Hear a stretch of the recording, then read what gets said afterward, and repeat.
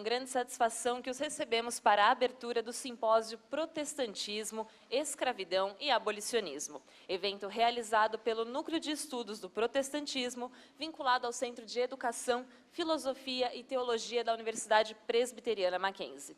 O objetivo deste evento é, neste ano em que a abolição da escravatura no Brasil completa 130 anos, analisar a atuação do protestantismo no período escravocrata e no abolicionismo, e discutir a atuação do negro no protestantismo atual, suas lutas e conquistas. Iniciaremos este evento com uma reflexão, para a qual convidamos o capelão universitário, reverendo Marcelo Coelho Almeida.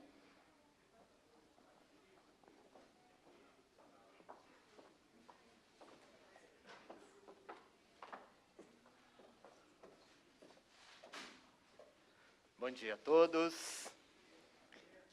É uma honra para nós da capelania podermos sempre estar nas aberturas dos eventos, mas, em particular, quando a gente está em eventos totalmente aderentes à missão da capelania, essa honra ela é, sem dúvida nenhuma, maior e a responsabilidade também. Eu quero ler um trecho do Deuteronômio, que fala sobre a igualdade entre pessoas. Eu vou pedir licença para ler alguns versículos a mais, né, do que normalmente a gente faz. Normalmente a gente lê apenas um versículo, até para situar-nos com relação ao contexto da nossa leitura.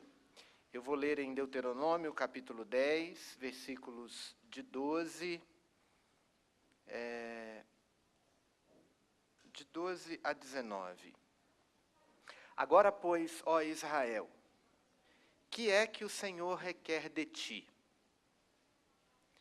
Não é que temas o Senhor teu Deus e andes em todos os teus caminhos e o ames e sirvas ao Senhor teu Deus de todo o teu coração, de toda a tua alma, para guardares os mandamentos do Senhor e os seus estatutos, que hoje te ordeno para o teu bem. Eis que os céus e os céus dos céus são do Senhor teu Deus, a terra e tudo o que nela há. Tão somente o Senhor se afeiçoou a teus pais para os amar. A vós outros, descendentes deles, escolheu de todos os povos, como hoje se vê. Circuncidai, pois, o vosso coração, e não mais endureçais a vossa cerviz.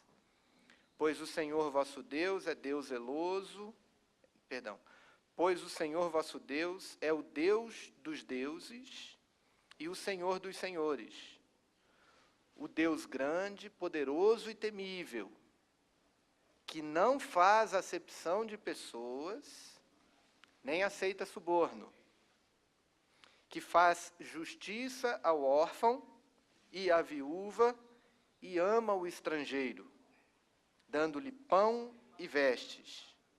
Amai, pois, o estrangeiro, porque fostes estrangeiro na terra do Egito.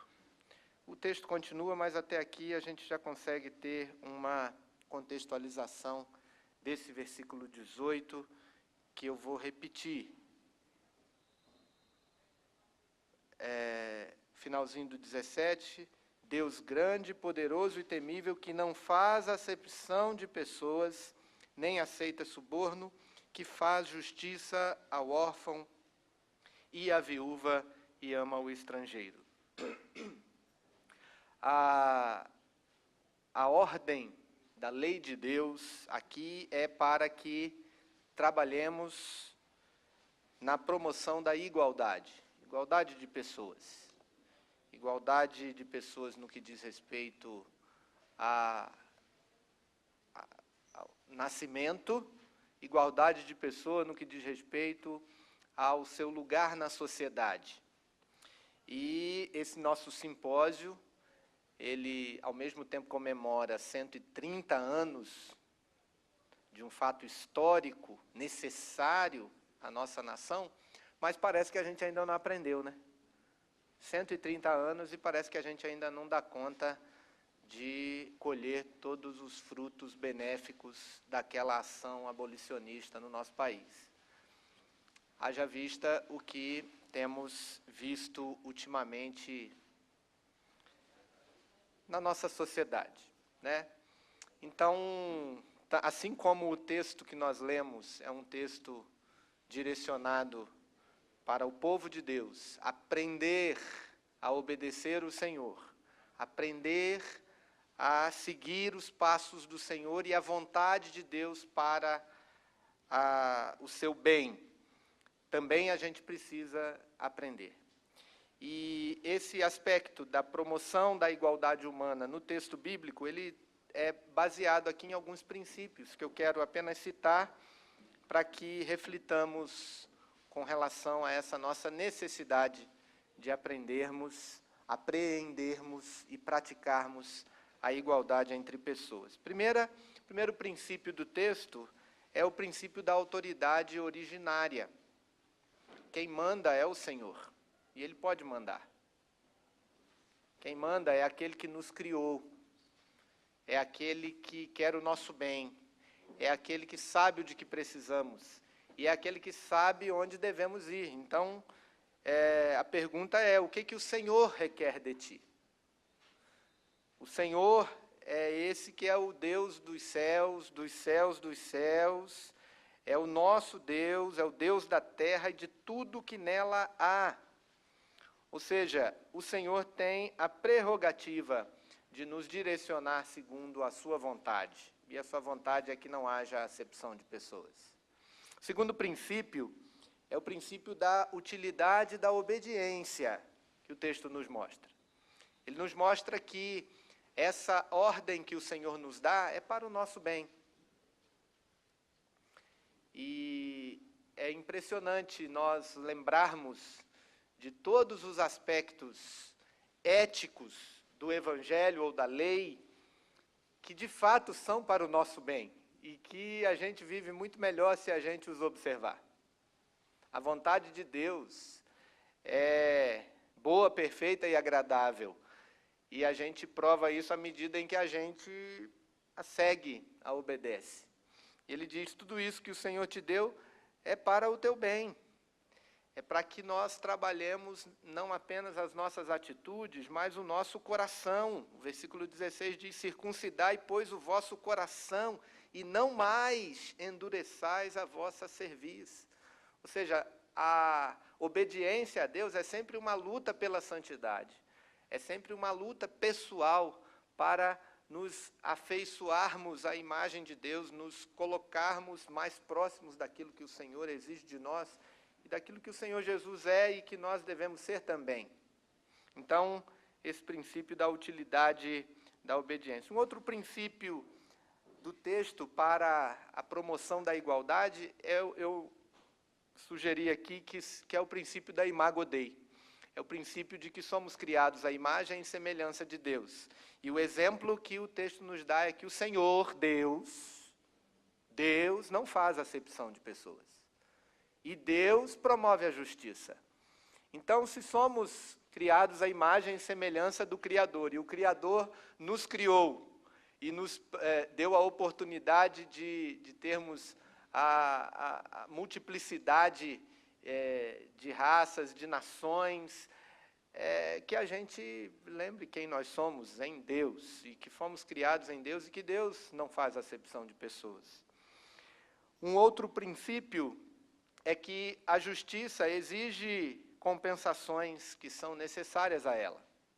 O texto nos fala que o Senhor, além de não fazer acepção de pessoas, Ele faz justiça ao órfão, à viúva e ao estrangeiro, que são três figuras do Velho Testamento que nos mostram essa necessidade de que o povo, no geral, deve olhar em especial para algumas pessoas que precisam de alguma compensação que, de alguma forma, a sociedade ali no contexto a tenha tirado. No caso dos órfãos, a paternidade, a família, a viúva, o sustento que era comum ao chefe de família, e o estrangeiro, principalmente aqui, esse papel daquele que está num lugar que não é seu. A pátria, a língua, enfim, né? A justiça exige que nós olhemos para a nossa vida e busquemos aquilo que nos está faltando. E, como eu disse no início, comemorar 130 anos de abolição da escravatura exige de nós olhar para dentro de nós e ver o que é que ainda não aprendemos, né? A Bíblia nos ensina que nós pecamos por ação, nós pecamos por omissão e nós pecamos por pensamento.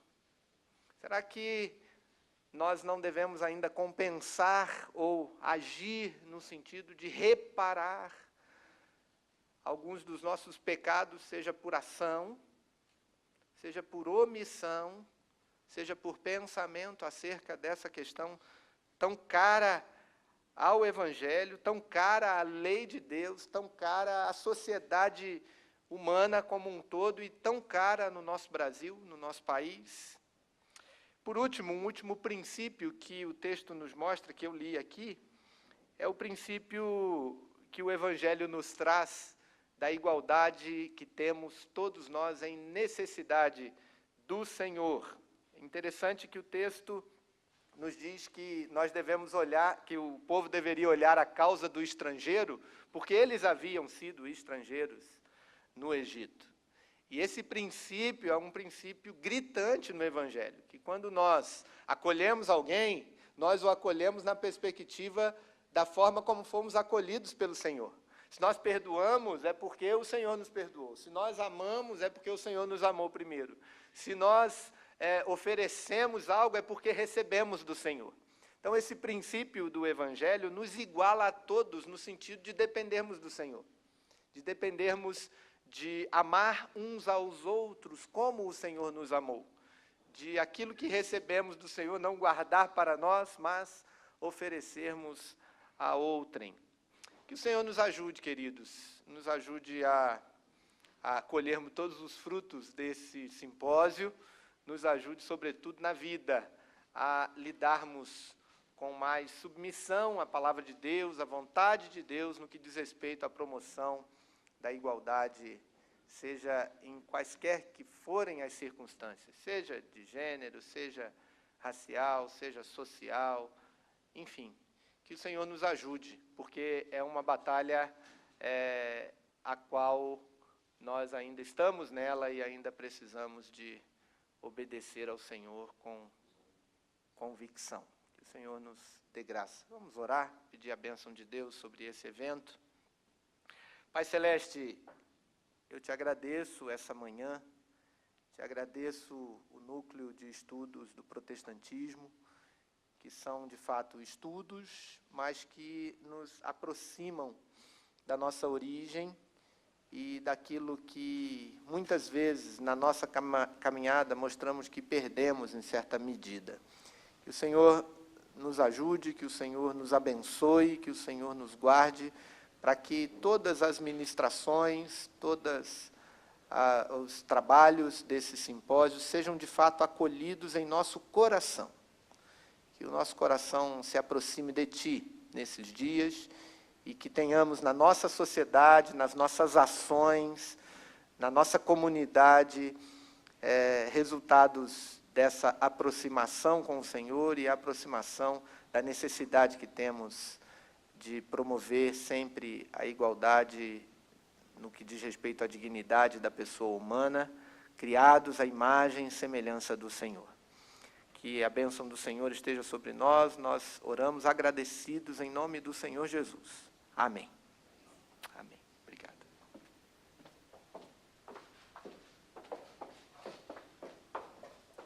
E agora convidamos para realizar sua saudação o historiador oficial da Igreja Presbiteriana do Brasil e pesquisador líder do Núcleo de Estudos do Protestantismo, professor Dr. Alderir Souza de Matos.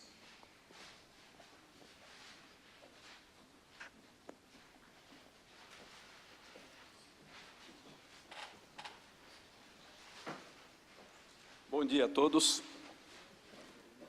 Queremos, em nome do nosso Núcleo de Estudos do Protestantismo Brasileiro, dar as boas-vindas a todos vocês a este simpósio tão importante sobre esse tema tão vasto, complexo, difícil, multifacetado, que é protestantismo, escravidão e abolicionismo. Então, nós queremos saudar as nossas autoridades do Mackenzie, aqui presentes, o Dr. Marcel Mendes, que é o diretor do nosso CEFT, Centro de Educação, Filosofia e Teologia, a doutora Lídice, que se desdobrou ao longo de vários meses para que este evento fosse realizado. Agradecemos à doutora Lídice por todo o seu esforço, o seu empenho, a sua dedicação em relação a este simpósio. Doutor Ítalo Curcio, que também está conosco, o presbítero Marco Túlio, que é o nosso vice-reitor da Universidade Presbiteriana Mackenzie, demais autoridades, professores, alunos, visitantes. Saudamos a todos e a todos damos as nossas boas-vindas. Como já foi dito, nós estamos lembrando, neste ano, os 130 anos da Lei Áurea. São interessantes as palavras, né? Comemorar. Muitas vezes nós associamos a ideia de comemorar com celebrar. Mas nós não estamos propriamente celebrando a Lei Áurea, os 130 anos da Lei Áurea. Nós estamos comemorando no sentido original da palavra, lembrando em conjunto. Então, nesse sentido é que nós estamos comemorando esse evento ocorrido há 130 anos, como sabemos, no dia 13 de maio de 1888, quando a princesa Isabel, atuando como regente, por causa da ausência do seu pai, o imperador Dom Pedro II, que se encontrava em viagem à Europa, sancionou, diz-nos a história, às 3 horas da tarde, às 15 horas, um decreto procedente da Assembleia Geral, o parlamento da época, com as suas 2 câmaras, o projeto de lei número 3.353, a famosa Lei Áurea, com os seus 2 lacônicos artigos. Artigo 1º, é declarada extinta, desde a data desta lei, a escravidão no Brasil.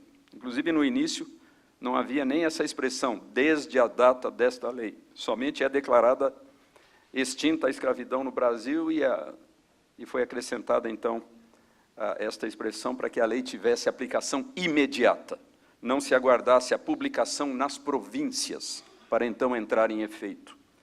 É declarada extinta desde a data desta lei a escravidão no Brasil. E o 2º artigo, revogam-se as disposições em contrário.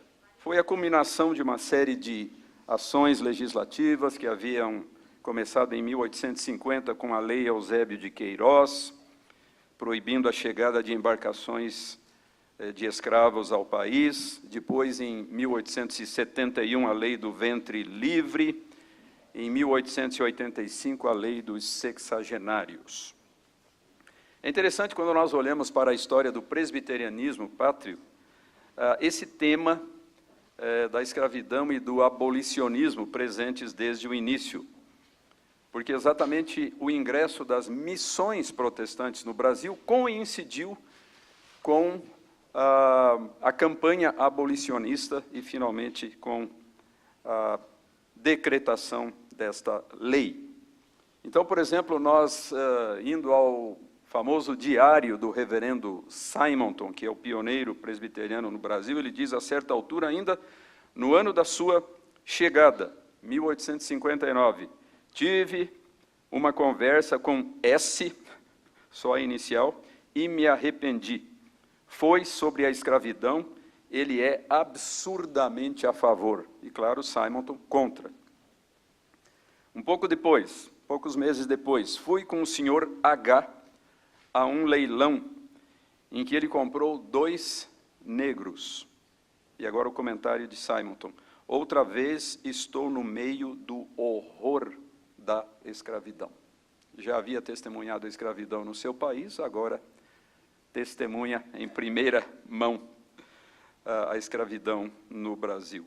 Quando nós olhamos para os históricos iniciais das primeiras igrejas presbiterianas, nós vemos referências muito interessantes à admissão de escravos como membros dessas primeiras igrejas. Por exemplo, quando foi organizada a igreja de Borda da Mata, no sul de Minas, a primeira daquele estado, foram admitidos entre os membros comungantes 3 escravos de um outro membro, Antônio Joaquim de Gouveia, e são dados só os seus prenomes, porque eles não tinham nada além de um prenome: Jerônimo, José e Bárbara. Aqui em São Paulo, houve uma ocasião em que uma figura que se tornaria famosa nas letras brasileiras, Júlio Ribeiro, que foi, inclusive, o primeiro professor da escola americana, do Mackenzie, ele apresentou, no ano de 1870, ao batismo, para ser batizado, o seu escravo menor de idade, Joaquim, pelo qual se responsabilizou como cristão. Como os pais faziam em relação aos filhos, ele se responsabilizou por ocasião do batismo desse menor em relação a ele. Foi o primeiro menino escravo batizado de acordo com os registros das atas de São Paulo. Numa outra ocasião, o reverendo Chamberlain, o fundador aqui da nossa instituição, em visita à fazenda de Inácio Pereira Garcia, lá na região de Jaú, 2 Córregos, certa manhã, quando os escravos se dirigiam para o trabalho, dirigiu-lhes a palavra, deu-lhes conselhos e lhes ensinou um hino.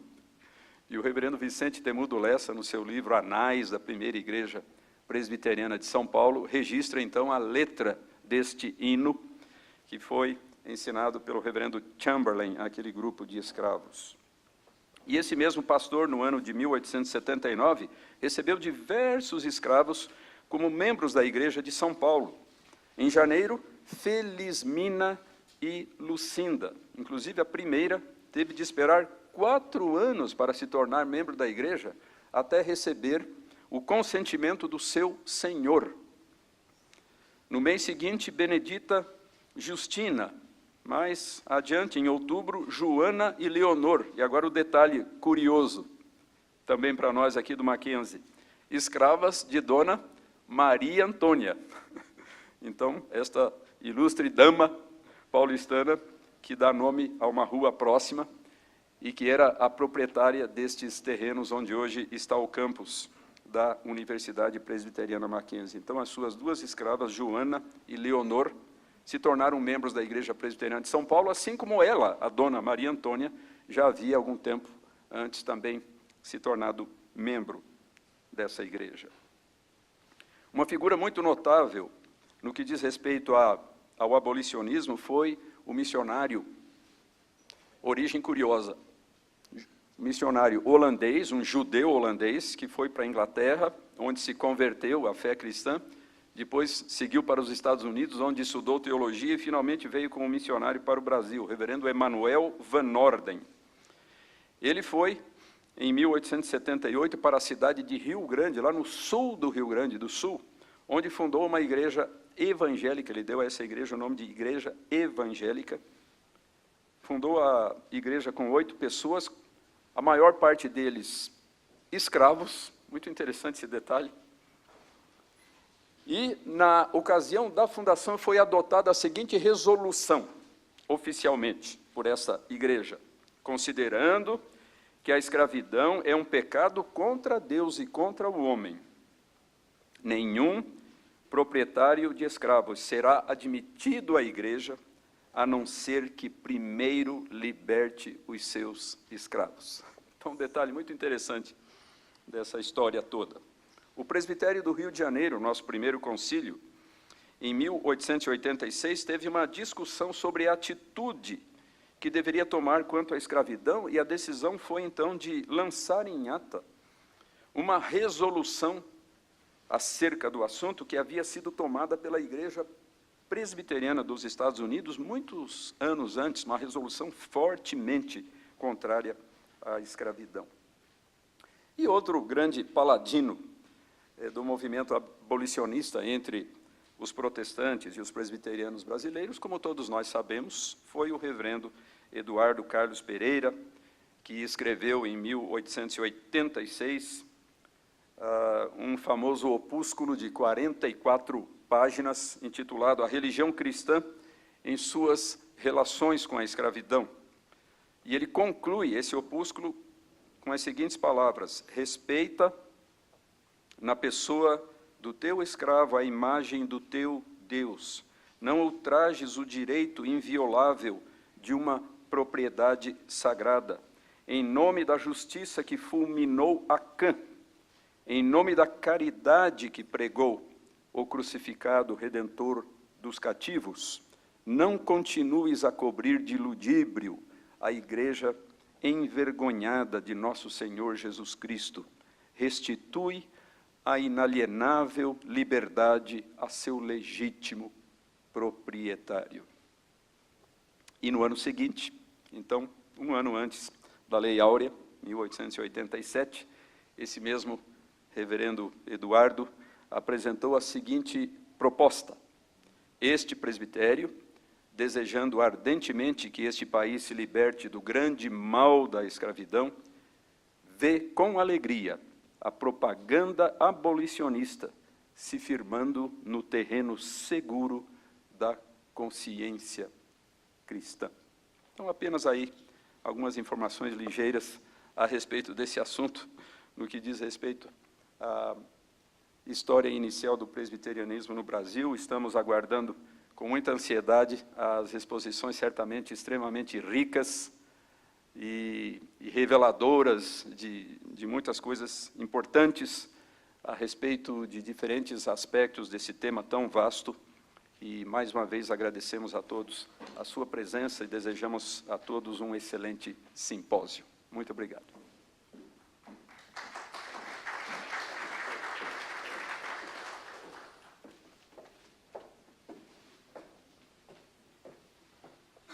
Convidamos para realizar sua saudação o diretor do Centro de Educação, Filosofia e Teologia da Universidade Presbiteriana Mackenzie, professor Dr. Marcel Mendes.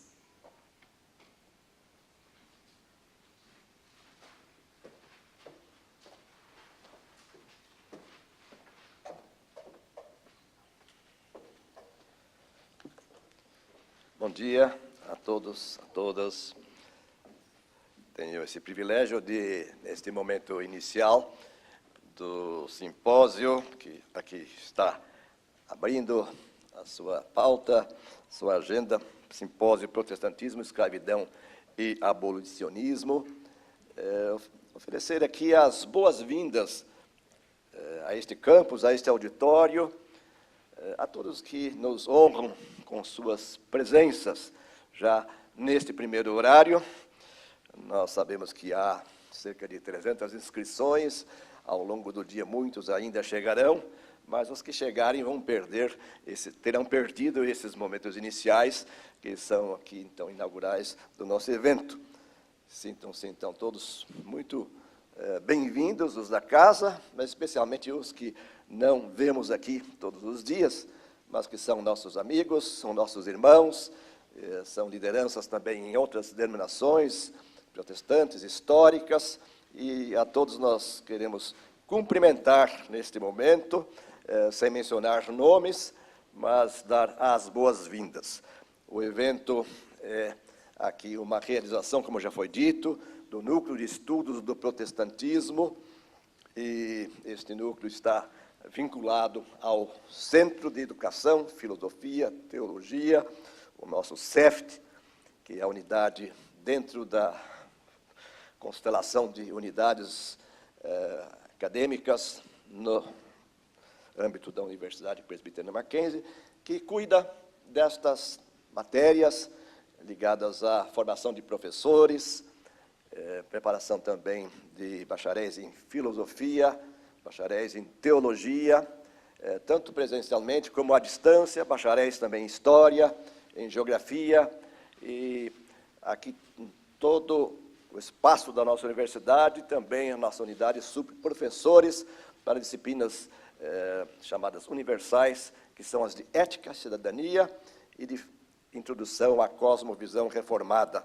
Então, nosso CEFT, embora pequeno, ele tem uma capilaridade no espaço da universidade, e tenho dito, já não pela primeira vez, que nós somos, em termos de tamanho, nós somos a tribo de Benjamim, talvez a menor unidade, e em termos de vocação, de serviço, somos a tribo de Levi, porque aqui temos também o encargo de alguma forma, zelar pela confessionalidade e também fazer aqui a nossa parte no esforço da instituição, em questões ligadas a princípios, a valores, ao ambiente de fé cristã reformada, que todos sonhamos que seja preservado em nossa universidade. Nós queremos cumprimentar especialmente a professora doutora Lídice, que todos conhecemos como uma liderança, já o nome, o Lídice, já sugere que é uma líder, e aqui ela tem atuado assim, e nós todos temos sido coadjuvantes, porque realmente o dinamismo é parte dela mesma, que durante o dia também aqui terá oportunidade de nos fazer comunicações e nos dar orientações, para que este evento não se encerre apenas na programação aqui impressa na pauta desse simpósio, mas que possamos preservar ainda reverberações que hão de se propagar quando já encerrarmos aqui este evento, porque estaremos aqui com textos e com gravações e com material, literatura, que haverá de dar, então, certo sentido de preservação e de propagação daquilo que aqui se falar. Nós nos sentimos, então, muito felizes, abençoados desde agora, inspirados, e damos as boas-vindas a todos, agradecemos o esforço de virem aqui nesse dia de inverno, né? Nós estamos vivendo mais ou menos o clima do hemisfério norte, né? Mas tudo isso nos convida a este aconchego aqui no auditório Escola Americana, que fica na parte inferior do prédio, que leva o nome também da fundadora da Escola Americana, a missionária, a professora Mary Ann Annesley, é o nome deste prédio e deste auditório, é a Escola Americana, que há de ser referida aqui durante este dia várias vezes. Muito obrigado. E agora daremos início à palestra Protestantismo e Escravidão no Brasil. Andarão os dois juntos, se não estiverem de acordo, que será proferida pelo professor José Roberto Alves Loyola. Faremos agora a apresentação de um breve currículo do palestrante. Doutorando em Ciências Sociais pela Unesp, mestre em Ciências da Religião pela Universidade Metodista de São Paulo, especialista em Educação para a Diversidade e Cidadania e em História e Cultura Africana e Afro-Brasileira pela Universidade Federal de Goiás, graduado e pós-graduado em Teologia pela Universidade Metodista de São Paulo.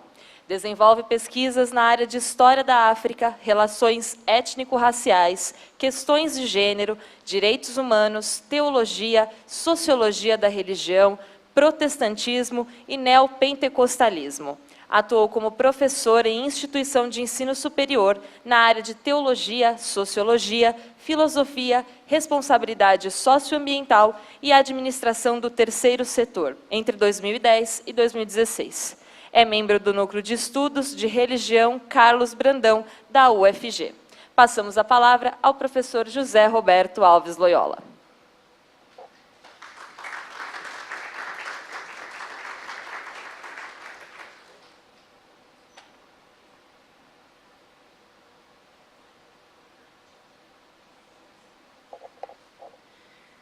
Enquanto eu recobro meu fôlego e me preparo para superar aquela tensão que sempre nos acompanha quando vamos falar em público, eu quero testemunhar aqui com alegria a forma como eu fui acolhido, convidado, como eu fui trazido a esta casa pela doutora professora Lídice, que certamente a professora Lídice está dentro de Deuteronômio capítulo 10. Ela cumpriu ali os princípios e eu me senti protegido, me senti acolhido, me senti amado e querido.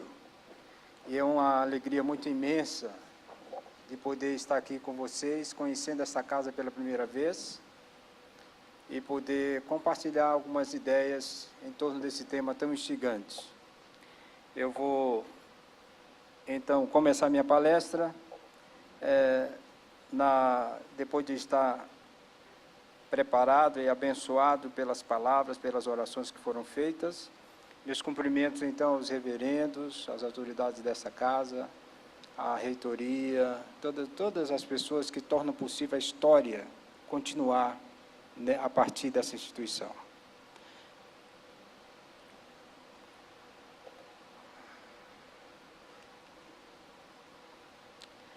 Quando as 95 teses de Lutero foram fixadas nas portas da igreja em Wittenberg, em 1517, já fazia pelo menos 14 anos que os primeiros africanos escravizados tinham chegado ao Brasil. E essa migração forçada continuou pelo menos por 350 anos. O protestantismo de missão chega no Brasil pelo menos 53 anos antes do protestantismo de missão, antes da abolição da escravatura, que acontece em 1888. Podendo haver variação aí entre 1830, 1820, eu estou considerando aqui 1830, né, mas eu sei que em 1820 já temos gente chegando aí, né, os luteranos, por exemplo, no Rio de Janeiro. O que nos leva a concluir que os primeiros protestantes que chegam aqui, no contexto do Segundo Império, conviveram com a instituição da escravidão por pelo menos uns 50 anos. 150 anos depois que o protestantismo chega ao Brasil, trazendo a graça, a Escritura, o Cristo, a fé, 130 anos depois da abolição da escravatura, o Brasil ainda tem convivido com diversas formas de trabalho escravo. Mesmo no tempo em que se comemora estatisticamente entre o crescimento evangélico entre 22% a 29%, né? A propósito, entre 1995 a 2015, o Ministério do Trabalho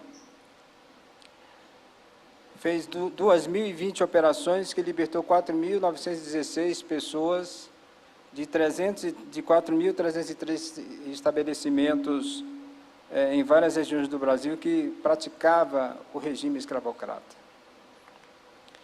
Por isso, meus amigos e amigas, irmãos, queridos e queridas,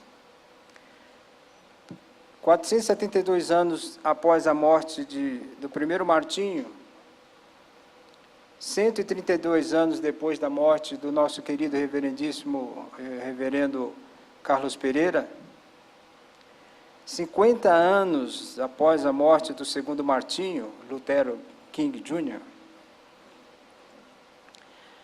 as populações negras desse país ainda continuam sonhando. Os segmentos populacionais afrodescendentes desse país continuam sonhando. Então, podemos dizer, já no plural, we have a dream. Sonhamos com um Brasil em que os trabalhadores e trabalhadoras, inclusive crianças, jovens, não sejam submetidos à exploração de sua força de trabalho. Nós temos um sonho de não ter que presenciar o genocídio de jovens de 14 a 25 anos em nossas cidades brasileiras pelo simples fato de serem negros ou negras. We have a dream. Sonhamos com um Brasil no qual as mulheres possam ganhar o mesmo salário dos homens, na mesma função. Sonhamos com um Brasil onde as mulheres negras e pobres não sejam as mais negligenciadas pelo Sistema Único de Saúde. Sim, nós temos um sonho. com um tempo em que os profissionais negros e negras, médicos e médicas, professores, professoras, modelos, advogados, advogadas, empresários, empresárias, pastores, pastoras, não sejam ignorados, ignoradas, confundidas, confundidos e não reconhecidos ou reconhecidas como tais pelo simples fato de serem afrodescendentes. Nós temos um sonho de que ainda veremos nas estruturas institucionais do protestantismo histórico no Brasil, tanto em suas eclesias, suas escolas e em suas universidades, uma presença maior de afrodescendentes. Sobre esse tema, recomendo inclusive o livro do historiador José Carlos Barbosa, cujo livro traz um título instigante: O negro não entra na igreja, espia da banda de fora. Assim como o livro de Hernani Francisco da Silva, que também nos instiga com uma pergunta: o protestantismo e a escravidão no Brasil, as igrejas históricas brasileiras devem pedir perdão ao povo negro? Sonhamos com um tempo em que o protestantismo pentecostal no Brasil reconheça a vocação religiosa feminina e tenha em suas instâncias de decisão e liderança negros e negras. We have a dream. Sobre esse tema, recomendo o livro do reverendo Marco Davi de Oliveira, que nos instiga também a partir do seu título, A Religião Mais Negra do Brasil.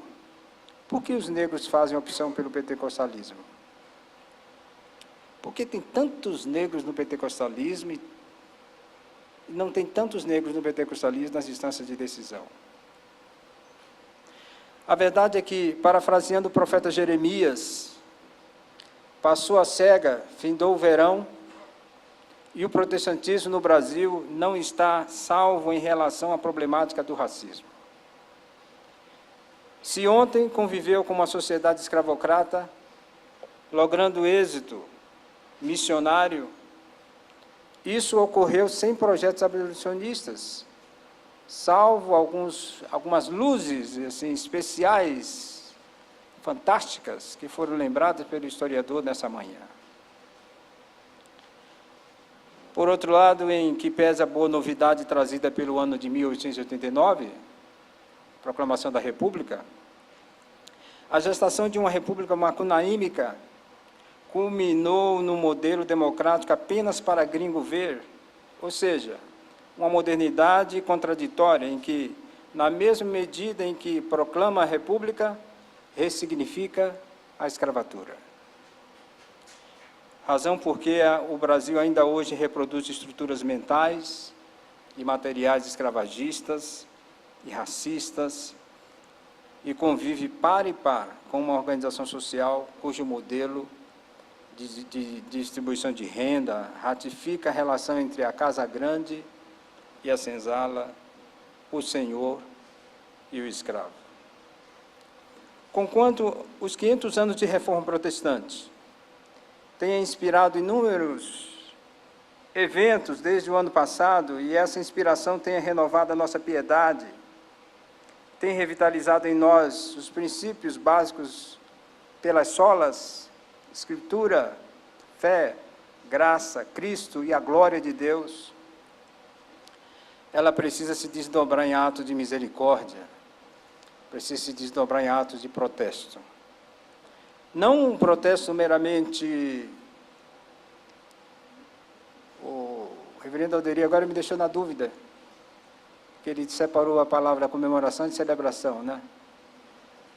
Não um protesto meramente celebratório, não um protesto meramente comemorativo, mas cotidiano, político, teológico, profético. E é exatamente nesse sentido que esta conceituada universidade insere o simpósio Protestantismo, Escravidão e Abolicionismo.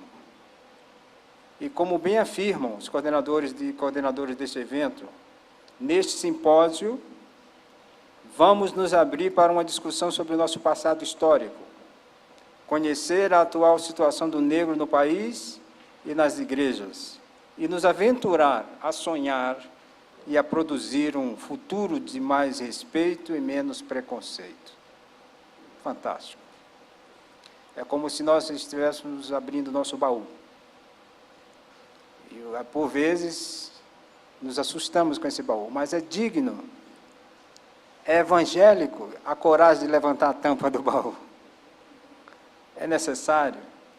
Desta forma, celebramos os 500 anos da Reforma Protestante, elaborando releituras que possam nos ajudar a conferir de forma crítica para que e para quem serve o ethos protestante. Como bem disse recentemente o pastor batista Ed Kivitz, ao analisar a postura dos evangélicos nas últimas eleições, a violência, a intolerância, os extremismos, os monstros de todos os lados que são acordados, eles despertam. E esses monstros tomam conta da sociedade, inclusive da igreja. Nós já vimos a igreja, por exemplo, comprometida com a Ku Klux Klan, diáconos e pastores batistas, membros de uma seita racista e do movimento de segregação racial dos Estados Unidos. E a igreja estava, e nós já vimos o apartheid na África do Sul, e a igreja estava presente, sustentando o regime nazista. A igreja protestante na Alemanha sustentou o nazismo. Essa citação também é uma citação inquietante. Aí nós temos a seguinte questão aqui. O protestantismo e a escravidão no Brasil. As igrejas históricas brasileiras.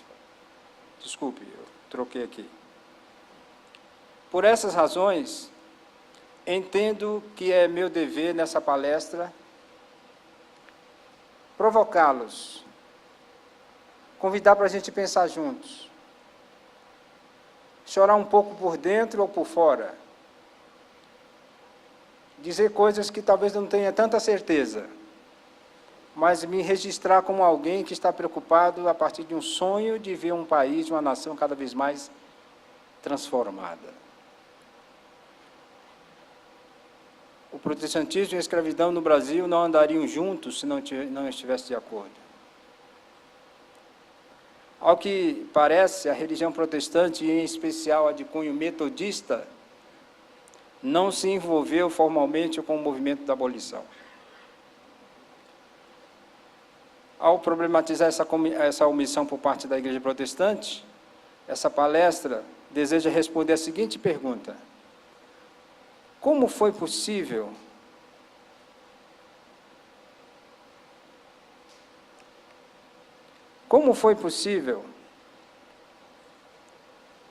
o protestantismo conviver com o regime escravocrata brasileiro sem se envolver nas lutas abolicionistas?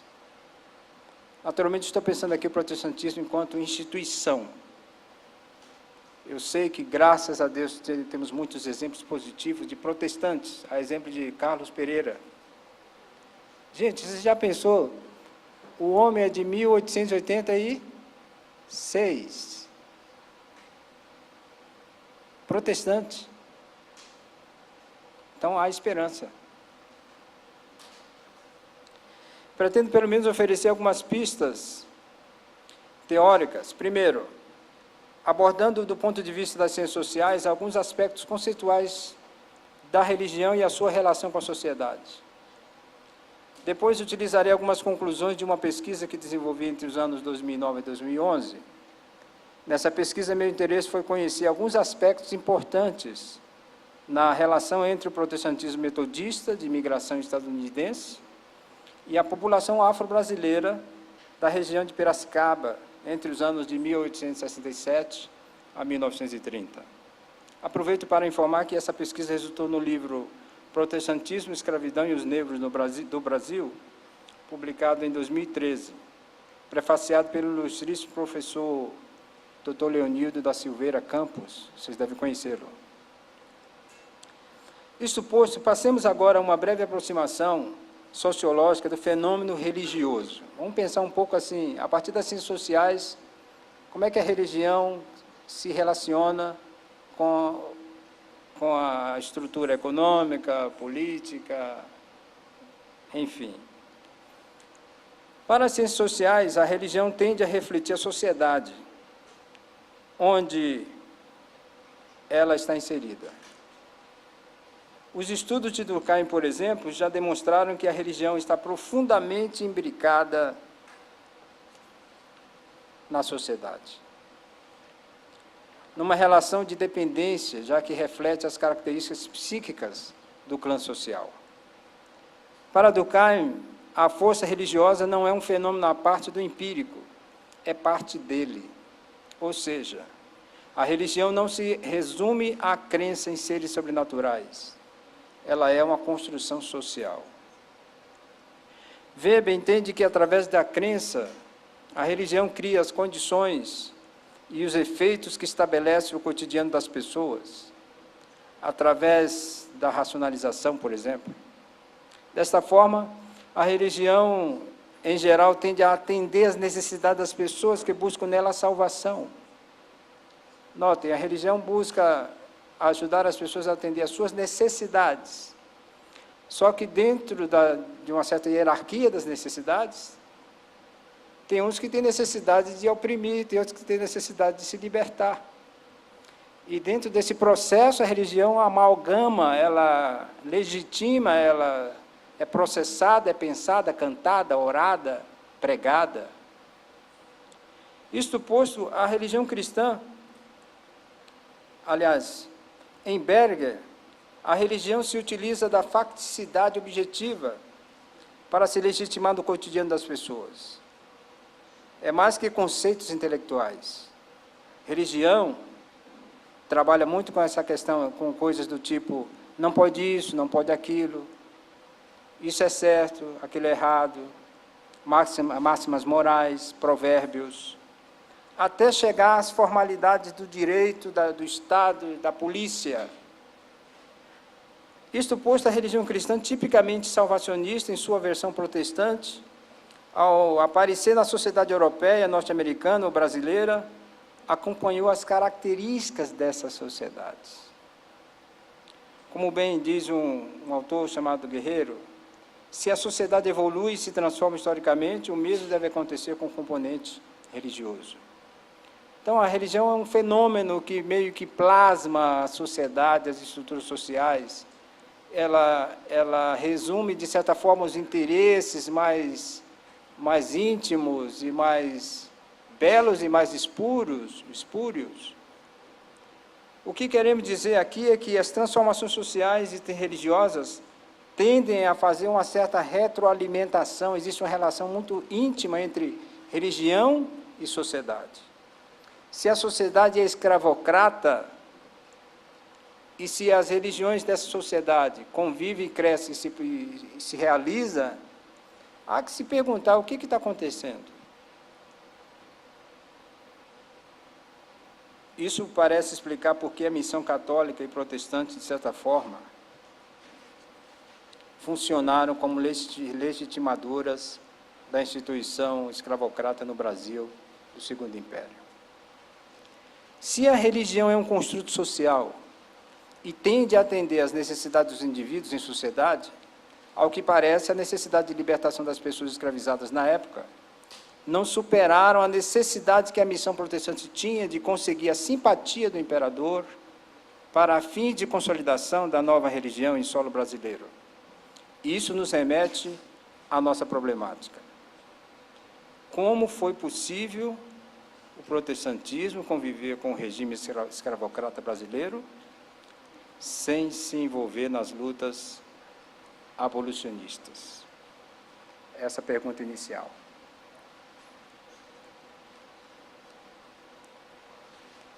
Em primeiro lugar, porque muitos desses protestantes americanos eram oriundos de regiões escravocratas nos Estados Unidos.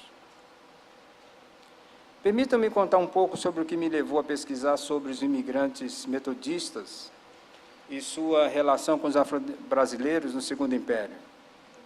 Depois de concluída a minha formação teológica, fui nomeado pastor metodista em 1997 e ordenado ao presbiterato em 2002. Em 2009, fui convidado para assumir uma coordenação de um ministério chamado Ministério Regional de Combate ao Preconceito Racial. Depois de ter aceitado, me dei conta que as únicas referências que eu tinha para fundamentar um plano de ação no combate ao racismo na época eram as famosas declarações de John Wesley, no século XVIII, quando da sua relação com William Wilberforce, quando Wesley estava pastoreando ele, incentivando, estimulando a continuar na luta pela abolição. Desta forma, rapidamente eu desenvolvi a concepção de que o movimento metodista e, posteriormente, as instituições metodistas teriam contribuído significativamente com os processos abolicionistas, tanto nos Estados Unidos quanto no Brasil. Eu era inocente. Inicialmente, comecei a acessar apenas dados ou informações, conteúdos, sobre a questão do racismo no Brasil. Enquanto isso, iniciava a militância a partir do Ministério de Combate ao Preconceito Racial, que era literalmente um departamento dentro da Igreja Metodista, e na época, com a ajuda do reverendo Antônio de Santa Ana, não sei se vocês já ouviram falar dele, e como coordenador desse ministério, meus principais interlocutores eram os clérigos e clérigas, leigos e leigas metodistas. Logo percebi que aquele ministério, apesar de ter sua proposta de atividades aprovada pelos concílios, além de não haver dotação de verba nenhuma para a sua atuação,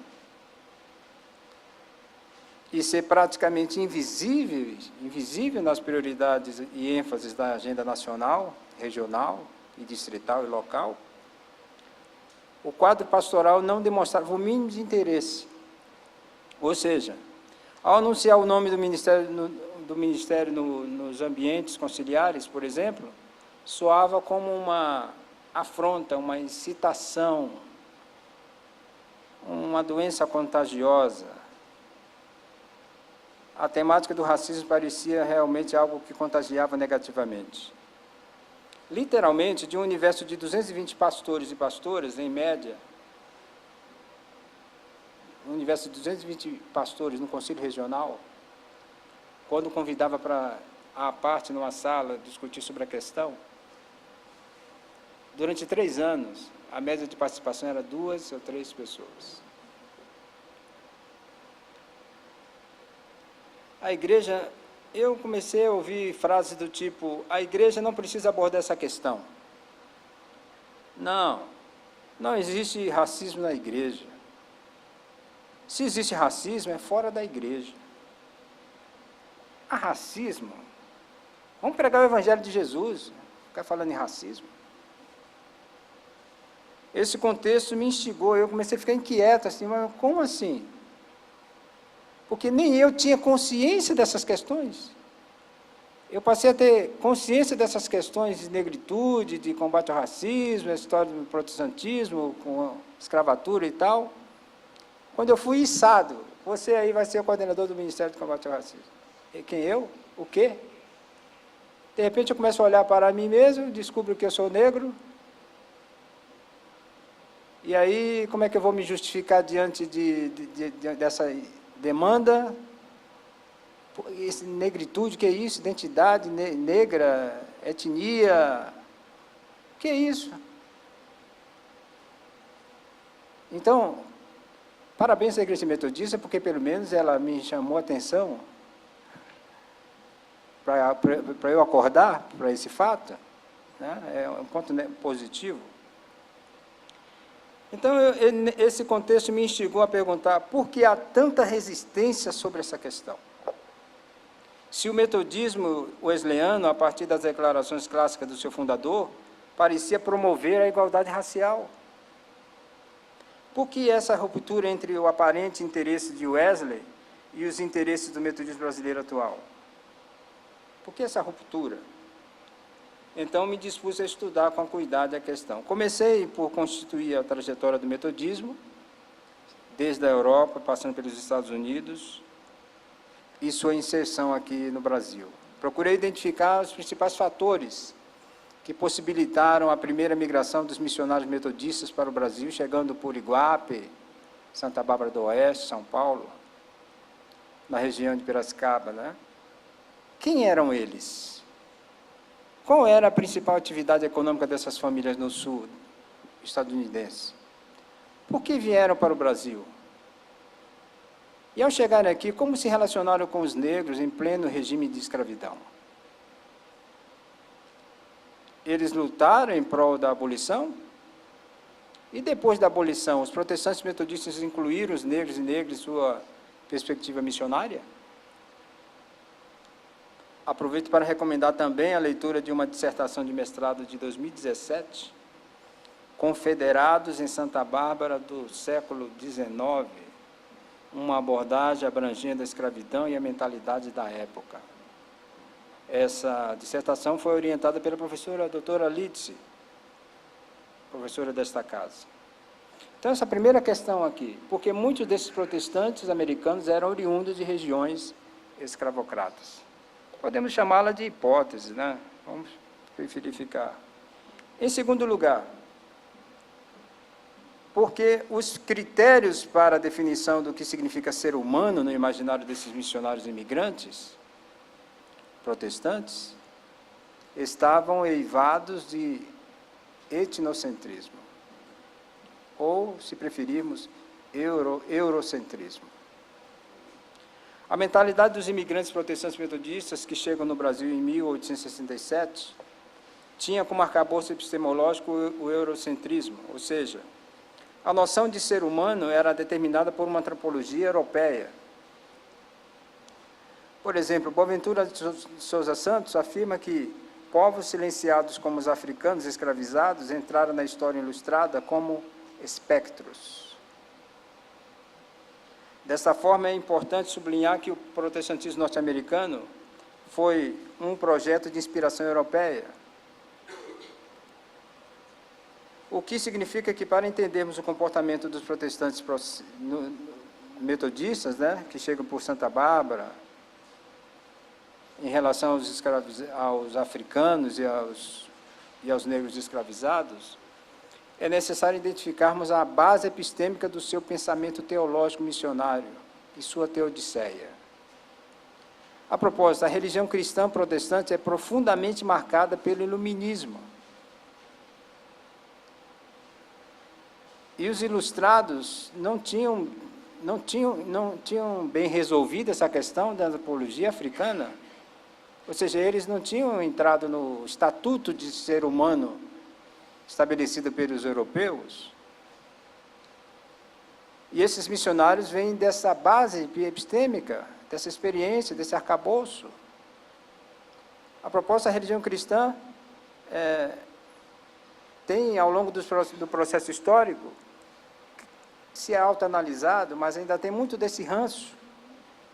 E apesar de toda a iluminação dessa perspectiva, ou seja, do iluminismo, os rostos dos africanos não apareceram. Não foram fotografados. Não foram considerados como seres humanos e reconhecidos na modernidade. O projeto da modernidade não considerou esses rostos.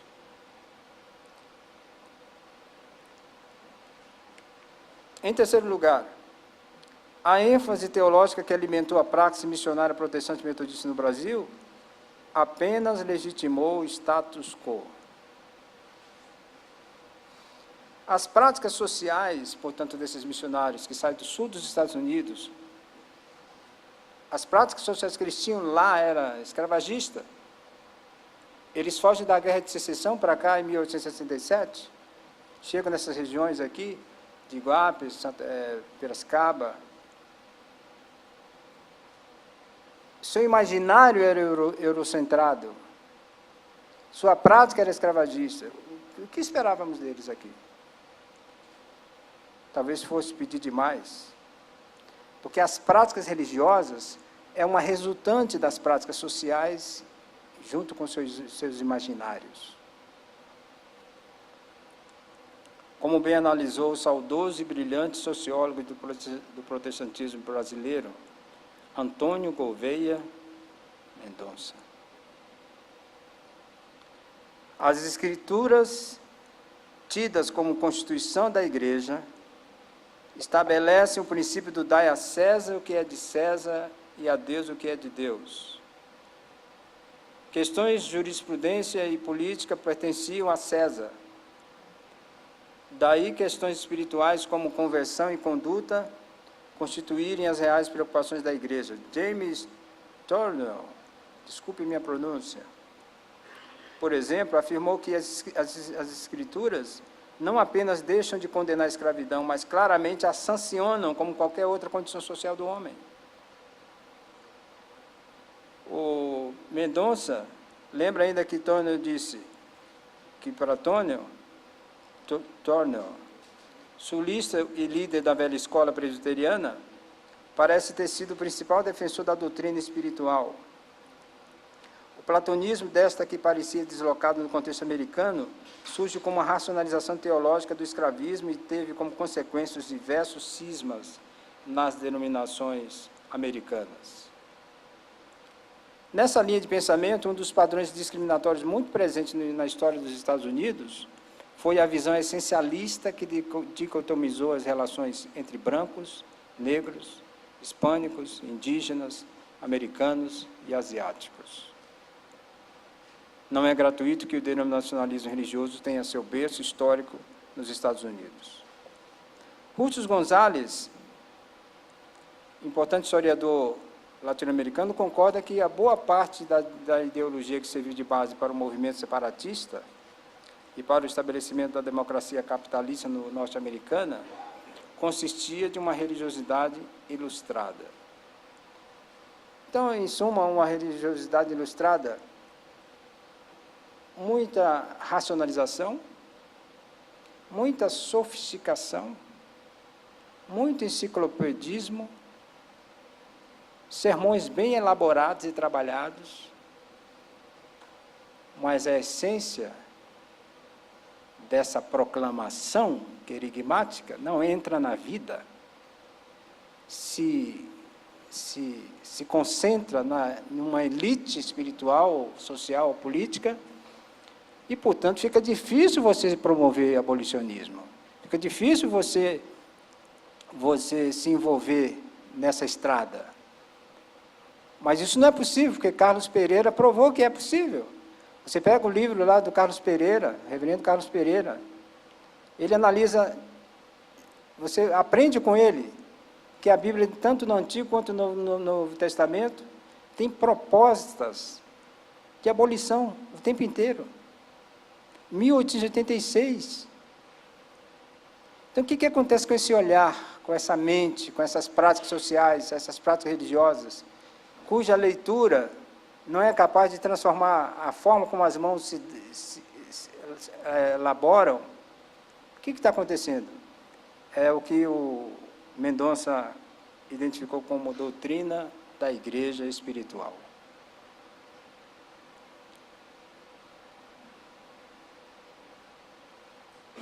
Meu compromisso é com a salvação da alma. Por isso o livro do Mendonça, Celeste por Vir. A inódia. A gente pode até visitar uma pessoa escravizada, um negro escravizado. Mas a gente vai levar Jesus. Só Jesus salva. Um Jesus etéreo, espectral. Um Jesus fantasmagórico, um Jesus que não se encarnou. Então, essas mentalidades, essas perspectivas foram alimentadas durante muitos séculos. E é esse o protestantismo metodista que embarcou para o Brasil, composto basicamente pelos confederados que, impedidos de continuar com o seu negócio de escravos no Sul, migram para cá. É claro que essa migração cumpriu uma agenda maior, isto é, os processos migratórios, nesse período histórico, fazia parte da mutação do capitalismo europeu emergente, que chega no Brasil, e sabemos que a questão é bem complexa, muito mais abrangente do que apenas o tráfico em si.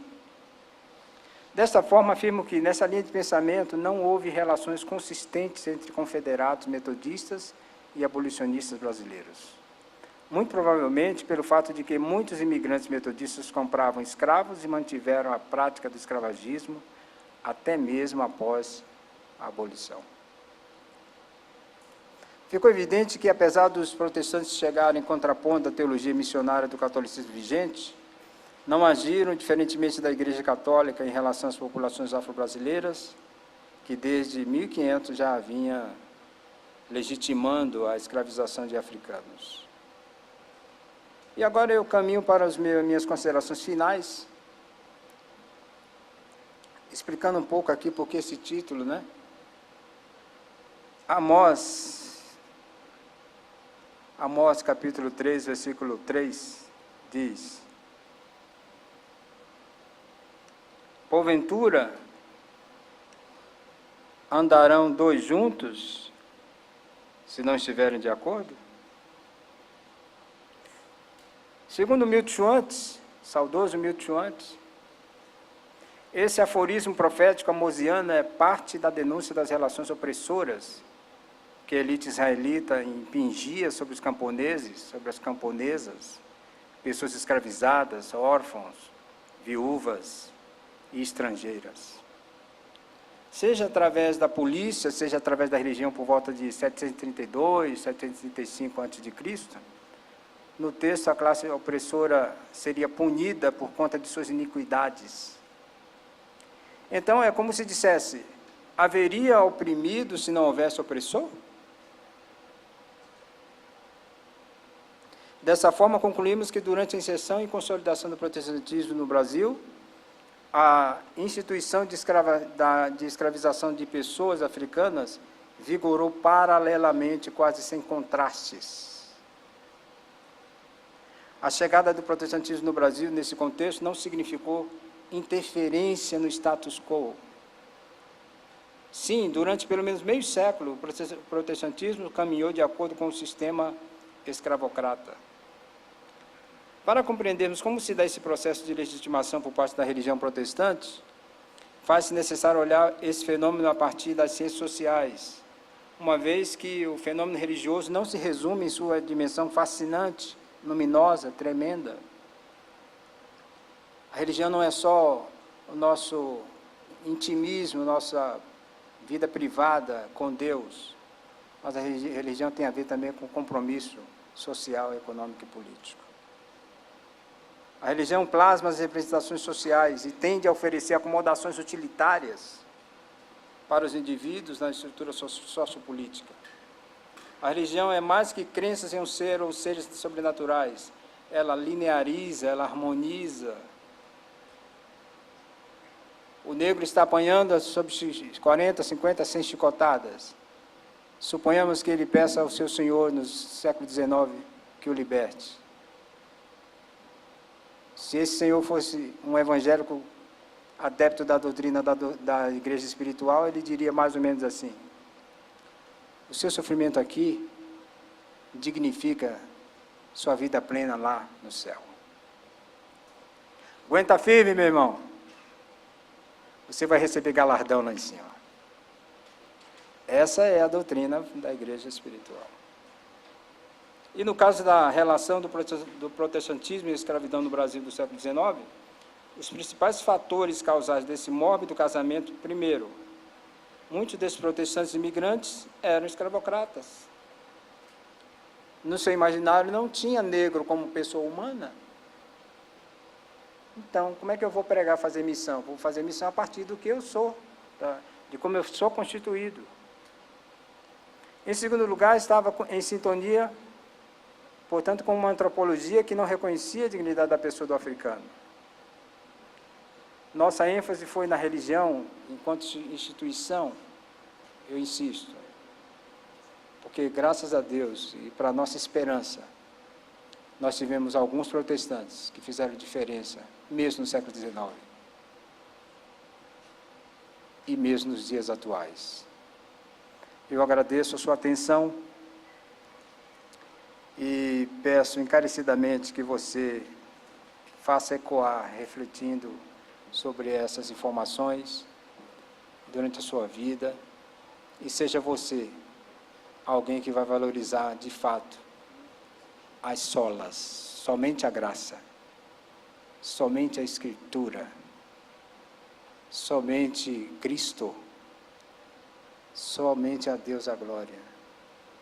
Mas nos libertemos, pelo amor de Jesus de Nazaré, de uma teologia neoplatônica.